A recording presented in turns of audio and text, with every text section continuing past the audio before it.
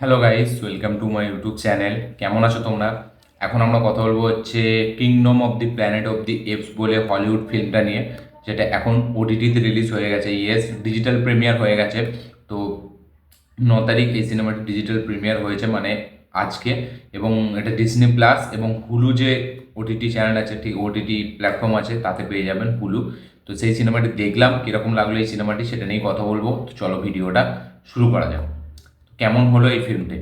তো এই সিরিজের মানে প্ল্যানেট অফ দি এপসের আমি প্রথমে 3টে পার্ট দেখেছি, ঠিক আছে, যেটা হচ্ছে রিবুট করা হয়েছে। প্রথমটা তো সেই 70s 90s যুগে বেরিয়েছিল, তারপর সেটাকে রিবুট করা হয়, যেটা 2011 থেকে চালু হয়। Dawn of planet of the apes, তারপরে dawn of the planet of the apes, তারপরে আমাদের war of the planet of the apes. এবং war of the planet of the এপসটাই লাস্ট ছিল, যেটা 2017 বেরিয়েছিল। তার 5 বছর পর এই সিনেমাটি বেরোচ্ছে। এই সরি, 7 বছর পর। এবার এই সিনেমাটি এতদিন পর বেরোচ্ছে, এবার আমার খুবই একটা এক্সপেকটেশন ছিল। যদিও আমার এই সিরিজের যে ফিল্মগুলো আমার কিন্তু খুব একটা যে হেভি বলবো আমার লাগে সেরকম না, কিন্তু তাও যেহেতু অনেকদিন আগে দেখেছি, ঠিক আছে, এবার ভাবলাম একটা নতুন দেখবো, ঠিক আছে, দেখা যাক এই ফিল্মটা কীরকম হয়। এই যে সিরিজটা না, এর ফিল্মগুলো কিন্তু আমার মানে খুব একটা বলা যায় যে বিশাল হেভি বা একদম ব্যাপক জিনিস আমি এরকম বলবো না। আমি দেখতাম, আমার ঠিকঠাক মনে হতো, ঠিক আছে, আমার কিন্তু খুব হেভি একটা লাগতো না। কিন্তু এই ফিল্মটা থেকে এক্সপেকটেশন ছিল, ভাবলাম এতদিন পর আসছে, তো দেখা যাক কী হয়। এবার এই ফিল্মটার যে গল্পটা, সেটা হচ্ছে 2017-এর যে ফিল্মটা যদি কেউ দেখে থাকে, আমি অনেক আগে দেখেছি, ঠিক আছে, তাই জন্য আমার কিন্তু খুব একটা হেভিভাবে মনেও নেই 2017-এর ফিল্ম। এবার সেই ফিল্মে সিজার মারা যাবে, ঠিক আছে, এবং এখানে যে সিজার যে মেন ছিল আমাদের এখানে, ঠিক আছে, তো মানে যাকে একটা আমাদের এখানে হিরো যে মানুষ করবে, তো সে একটা লিডার ছিল যার বক্তব্য ছিল যে মানুষ আর আমাদের এখানে বানর তারা দুজনে একসাথে থাকতে পারে এবং শান্তিপূর্ণভাবে থাকতে পারে, তারা যদি মিলেমিশে থাকে। এবার সে মারা গেছে, ঠিক আছে। এবার একটা নতুন বানরের প্রজাতি, অনেক জেনারেশন পর এই গল্পটা কিন্তু ওই সিজার মরে যাওয়ার অনেক জেনারেশনের পরের গল্প দেখাচ্ছে। তো নতুন যে জেনারেশনটা, সেখানে যে বানরটা আছে, একটা বানর আছে, ঠিক আছে, সে মানে মানুষের তৈরি করা যেসব জিনিসপত্র টেকনোলজি, সেটা একটা গুহার মধ্যে বন্ধ আছে, সেটাকে নিতে চাই এবং সেটা নেওয়ার জন্য একটা মেয়ের খোঁজ করছে।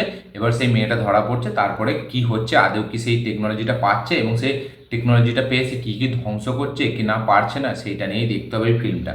ফিল্মটার যে গল্পটা, স্টোরি লাইনটা, সেটা খুবই একটা বেসিক গল্প, খুবই আমাদের ইন্ডিয়াতে খুব রুটেড এরকম গল্প।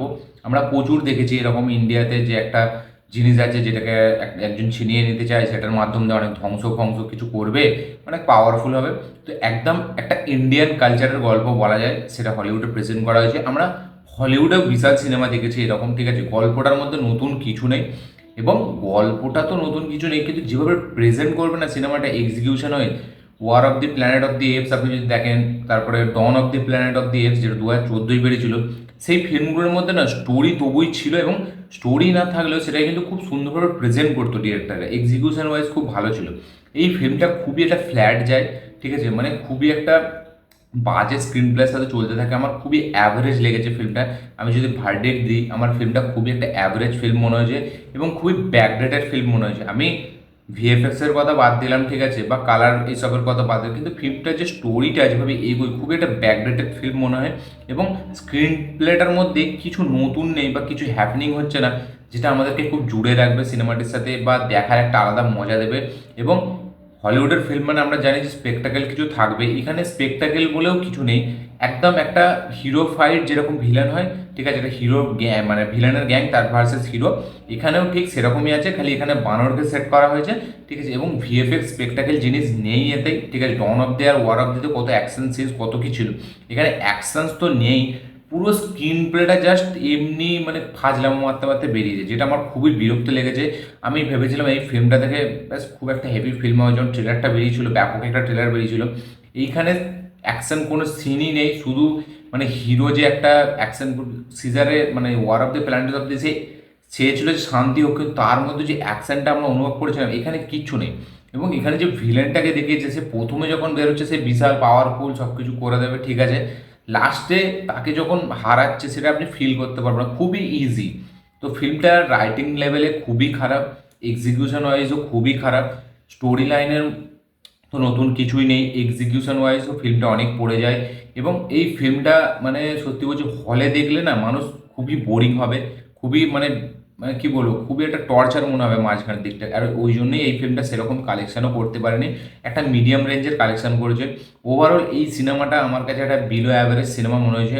একটু এক্সপেকটেশন ছিল কিন্তু সিনেমাটা থেকে, কিন্তু সেটা গড়ে ওঠেনি। ঠিক আছে, কোনো অ্যাকশন সিনস নেই, কোনো স্পেকটাকেল দেখার মতো কিছু নেই, এঙ্গেজিং স্ক্রিন প্লে নয়, স্ক্রিন প্লের মধ্যে কিছু হচ্ছে না যেটা আপনাকে মজা দেবে, যেটা আপনাকে হাই দেবে। ঠিক আছে, ভিলেন এখানে সেরকম পাওয়ারফুল না, বা যে জিনিসটাকে দেখাচ্ছে, ঠিক আছে, যে একটা জিনিস টেকনোলজি নিতে চায় সেটার জন্য তার যে পাগলামো, বা সে সেটা নিয়ে কি করছে, এইসবগুলো যেভাবে মানে যদি আরও ভালো করে দেখাতো, ঠিক আছে, বা আরও ডেপথে গিয়ে দেখাতো, অনেক ভালো হতো। সিনেমাটা 2 ঘন্টা তো 23 না 30 মিনিটের কাছাকাছি সিনেমা, ঠিক আছে, কিন্তু সিনেমাটি কোথাও আপনি সেই একটা মুভমেন্টও পাবেন না যেটা আপনাকে হেভি মনে হবে। ঠিক আছে, মানে কেন জানেন না ফিল্মটাকে এরকমভাবে বানিয়েছে। এর যে ডিরেক্টর তার কিন্তু ব্যাপক ব্যাপক সিনেমা আছে, মানে খুবই দারুণ দারুণ সুপারহিট সিনেমা আছে।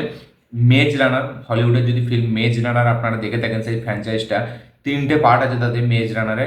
সেই মেজ রানার ফিল্মগুলো আপনি দেখবেন, হেভি লাগবে। মানে খুবই কম বাজেটে বানানো, ঠিক আছে, 60 থেকে 65 মিলিয়ন বাজেটের মধ্যে বানানো সিনেমাগুলির কালেকশানও যেরকম দেখবেন, আর ফিল্মটার মধ্যে মজাও আছে। মেজ রানার আমি যখন দেখেছিলাম ব্যাপক ফিল্ম লেগেছিল। সেই ফিল্মটা একটা মানে ব্যাপক ফিল্ম, মেজ রানারের আপনি ফ্র্যাঞ্চাইজটা দেখবেন।